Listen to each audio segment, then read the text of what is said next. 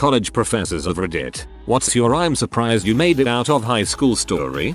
My first year teaching, I had a student who had failed the previous year due to missing too many cooking labs to pass and not handing in half the assignments. I had rewritten the curriculum and assignments. I noticed that this student hadn't been handing certain things in and had been skipping my lectures. So I decided to have a chat with them. They thought their marks for that semester were cumulative with their previous year's mark, with a different curriculum, different assignments, and a different professor, so they just had to make up enough marks to get a passing grade. This is a post-grad program. They had a BSc in dietetics.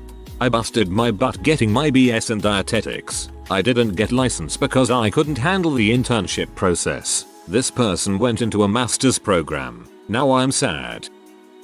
I once got an exam essay that mentioned how much Mandela hated the Jews. After scratching my head for a bit and wondering if I'd missed some obvious signs of his anti-Semitism, I realized she meant Mengele, as in Joseph Mengele, the Nazi angel of death. Hard to think of a worse person she could have confused him for.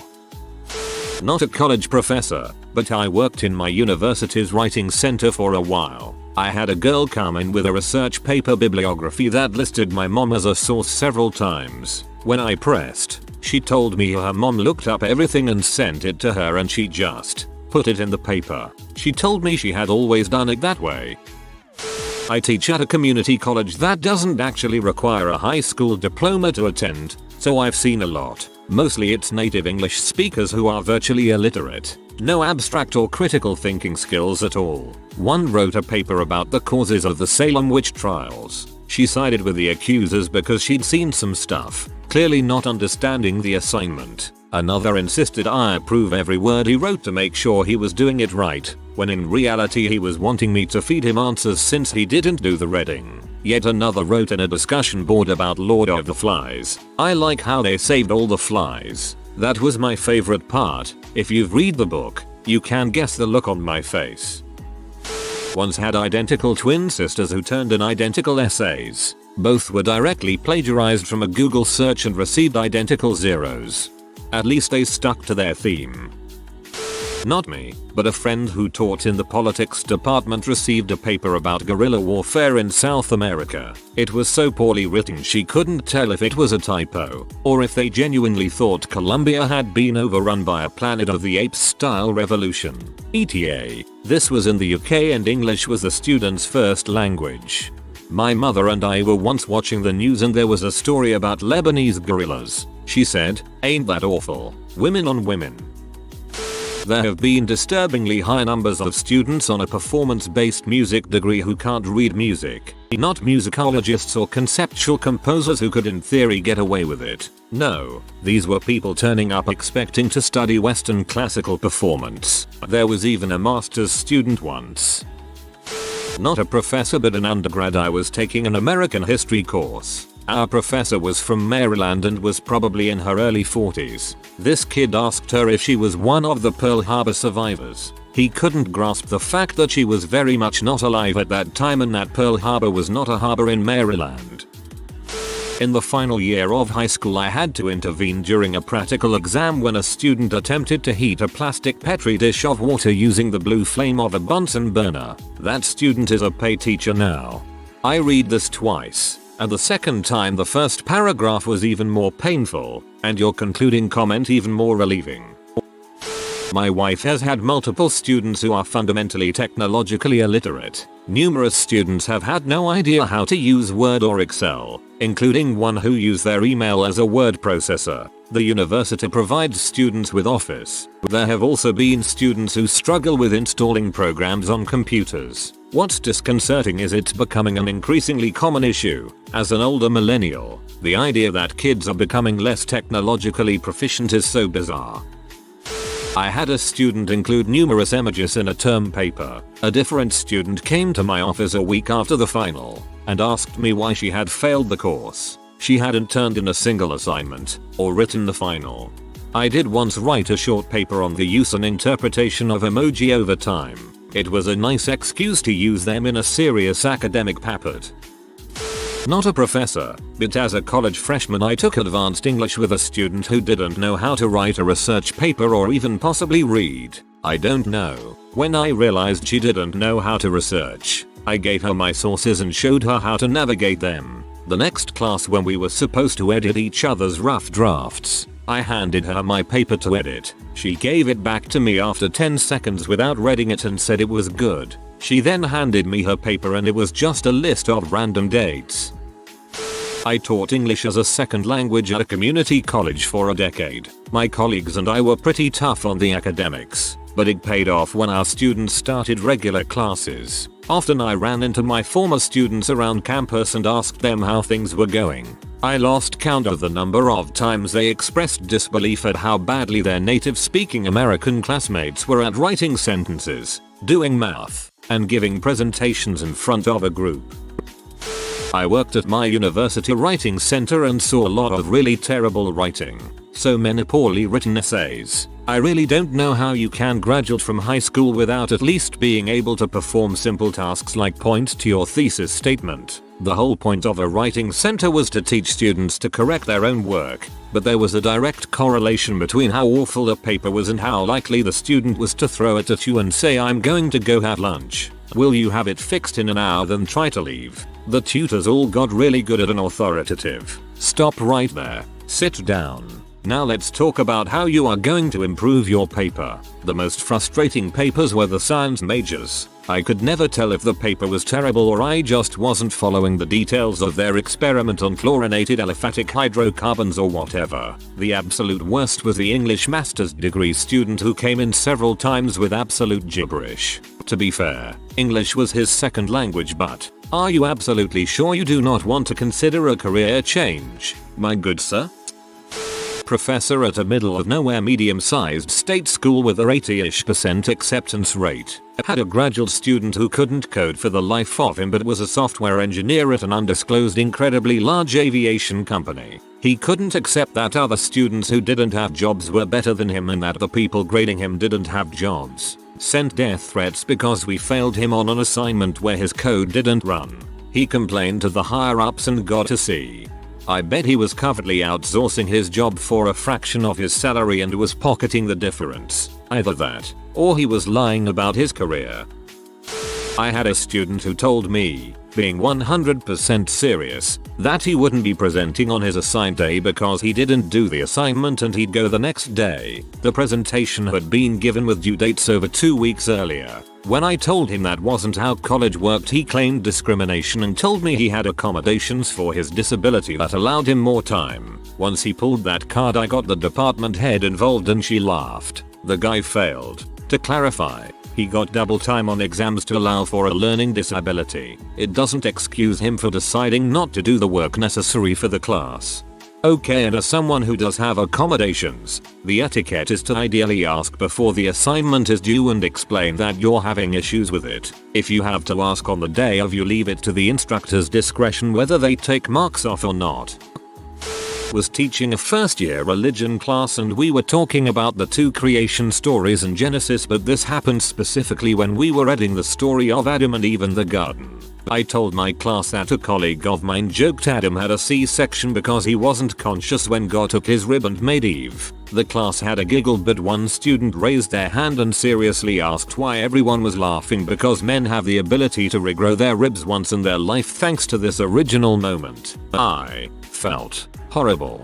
The entire class started laughing and I immediately shut that crap down because this student was wanting to melt away into nothingness. Was a great teaching moment because you never ever laugh if someone has a question and is serious about it. Turns out, their nana was a JW, and while my student generally took everything that came out of nana's mouth with a grain of salt, somehow this fact never got examined.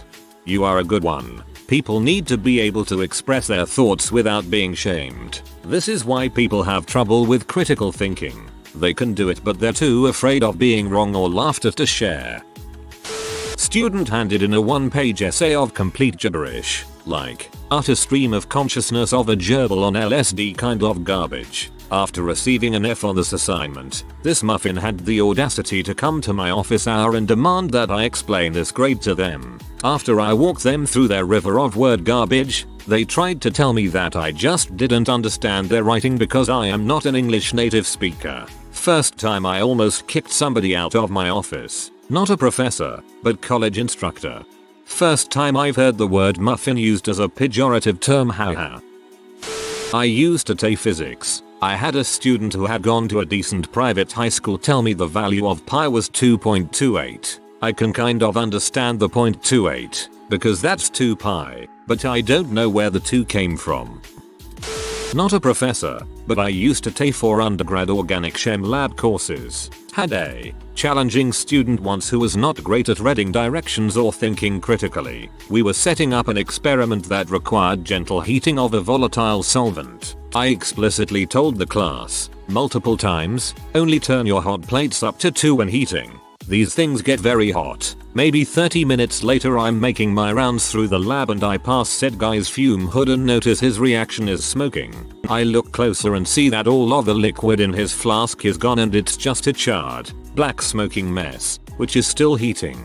I ask, student, what's going on with your reaction? What's the temperature set at? The guy goes, oh, I wasn't sure how hot to heat it, so I just turned the plate all the way up to 10. Is my reaction going to be okay? No man. It's not going to be okay. He literally boiled the thing dry. If you ever want students to pay attention to what you're saying during your pre-lab chat, something like, if you want to get out of lab early, make sure you do this. Works like a charm every time. Not a professor, but we were doing peer editing in English 102. I got an essay on why suicide being illegal was stupid. I still remember the opening line 15 years later. There are plenty of retarded of laws. I stared at that sentence wondering what to do and realizing how low my school's standards of admission were. Oh my god, this is my favorite comment so far.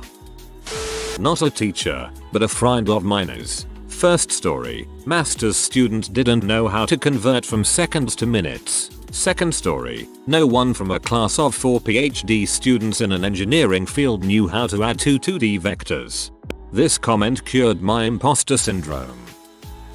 Not a professor, but an undergrad. I had a sociology course where we had to do a group presentation about different types of family structures. We divided the work by tasking each group member with creating a slide on a subtopic for our PowerPoint. When it came time to practice, I had everyone send me their slides so I could put it together into one file. I noticed right away that something was off when a group member's slide had gems like, women's suffrage has destroyed the American family structure, and feminism has turned women away from their naturally obedient nature. WTF. I asked to meet with a group member about why the heck his slide was a misogynistic rant, especially for a joint presentation in a group of 4 women at a pretty liberal school. Even if he believed this bulls, there's no way he thought it wouldn't backfire in a presentation in front of the whole class. Well, I met with him and he sheepishly admitted that he had just googled American family structure and copy and pasted from the first website he saw.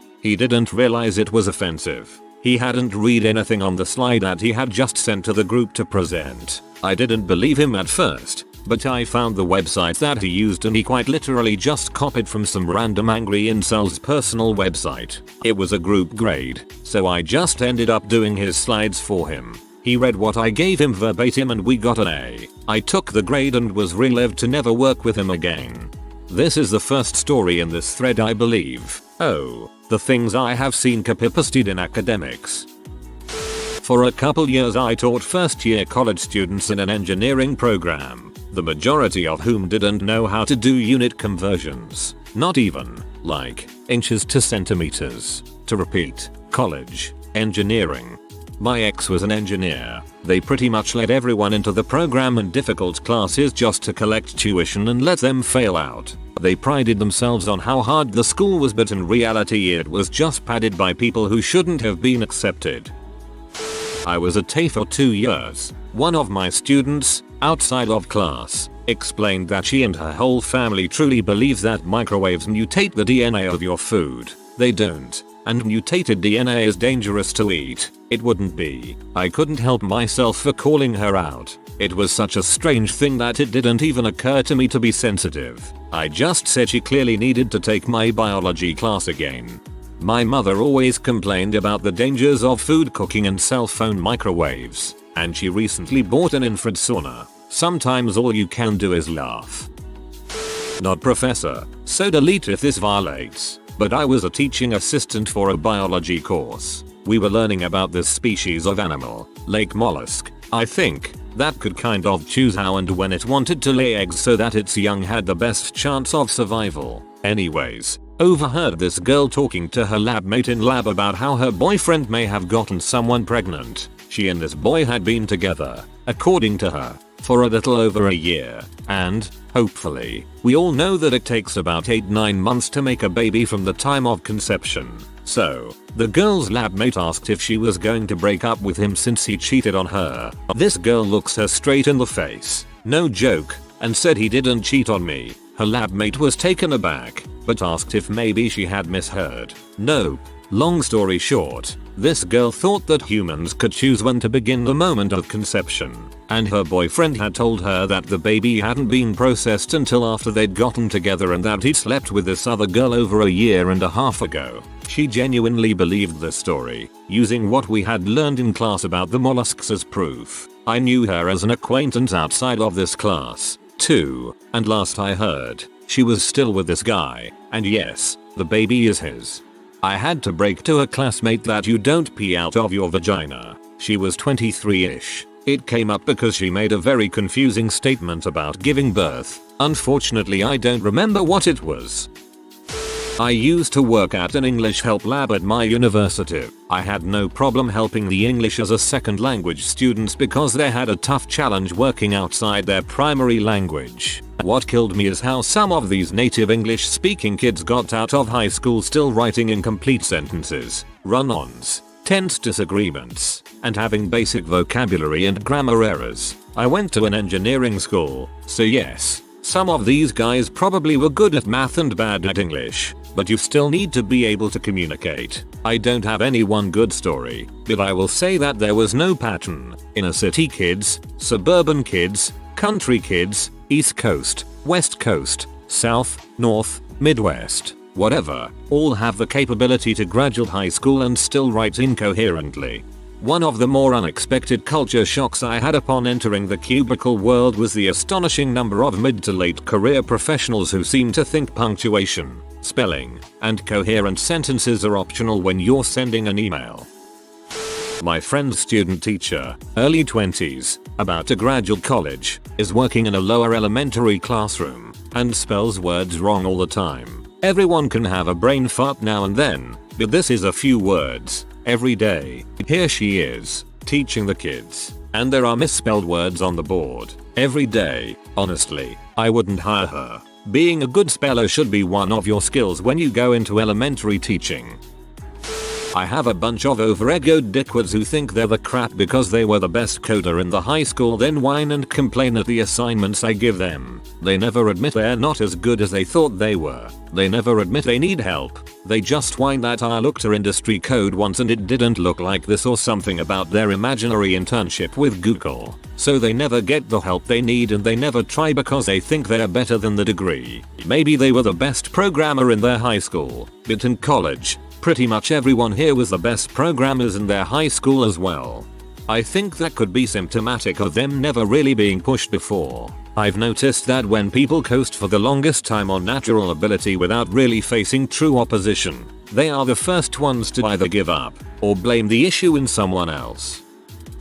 Holy frick, just got one. So I teach both in-person and online classes. Our courses use Moodle as our course organization thingy, and the ebook we use for the online section of the course I teach is through another website. So you need to buy the access code, go to their website and do assignments there. To ease with the access of the site, I recorded a video of myself navigating Moodle, mock purchasing the ebook code, going to the website, registering the code, and navigating the ebook showing all aspects of the site to the students. I then posted that video so it's quite literally the first thing you see in the Moodle page. Fast forward a couple semesters to this one. The midterm opens up in the 15th of February and closes 30 days later. I get an email from a student to the effect of, "Hey, so I've been waiting for you to upload materials to Moodle only to find out it's in an ebook. I'm confused and don't know how to get access to it. Like, there's legit no way to make up half of the material before the end of midterm access. I just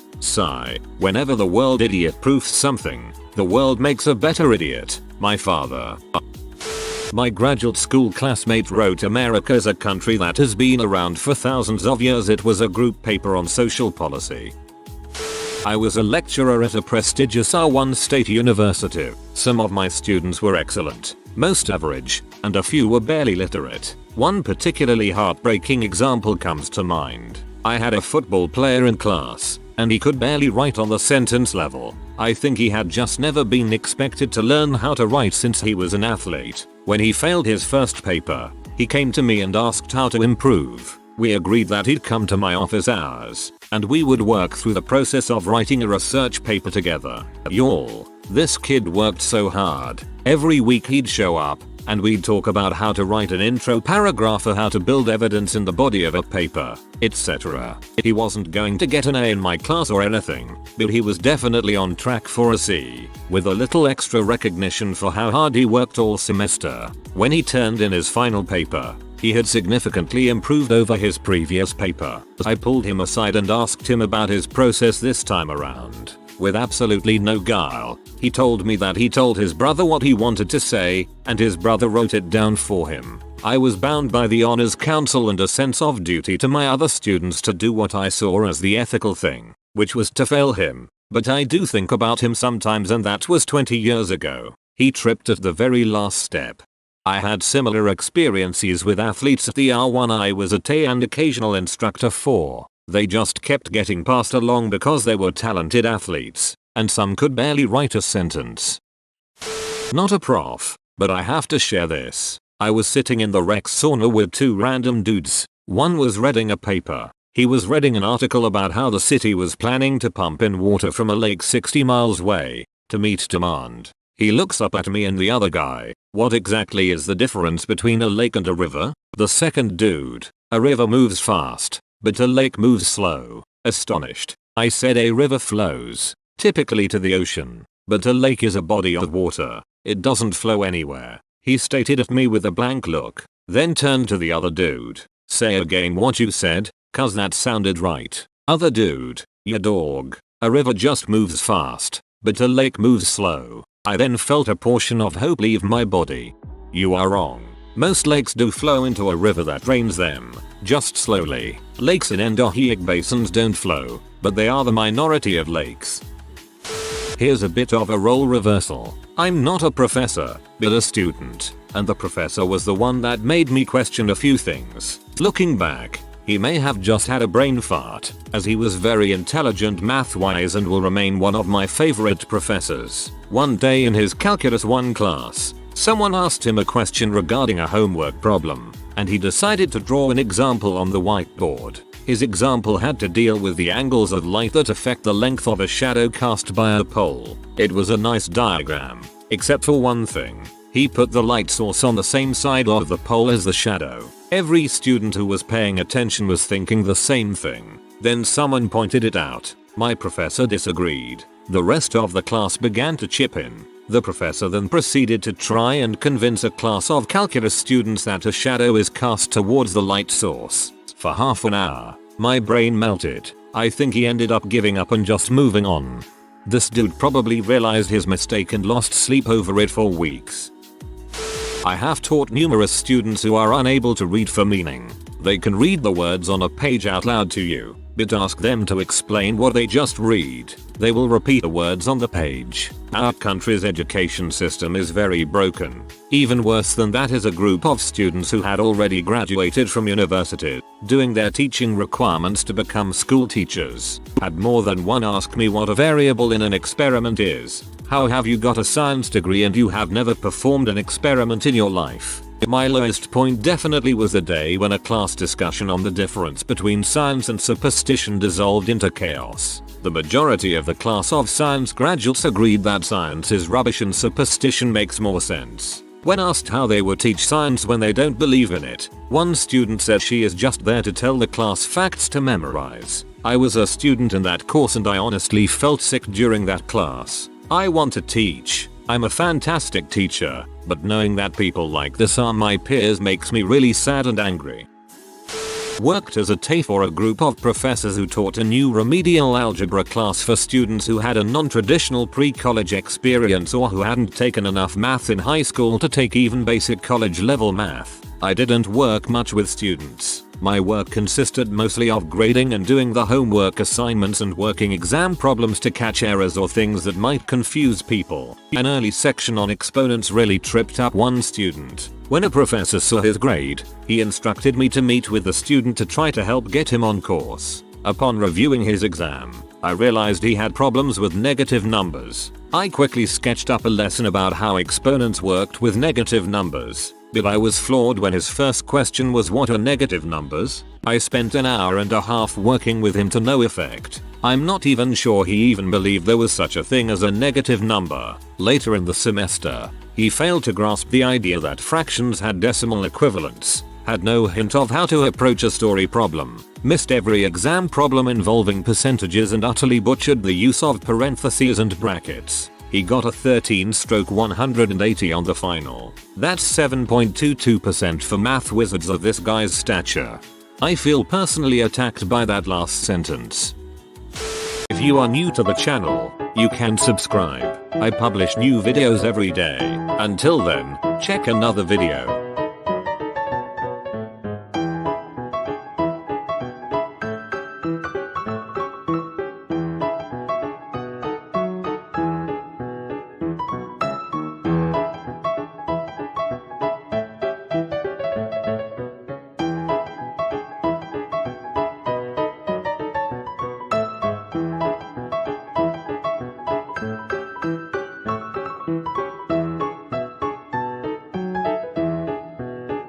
Bye for now.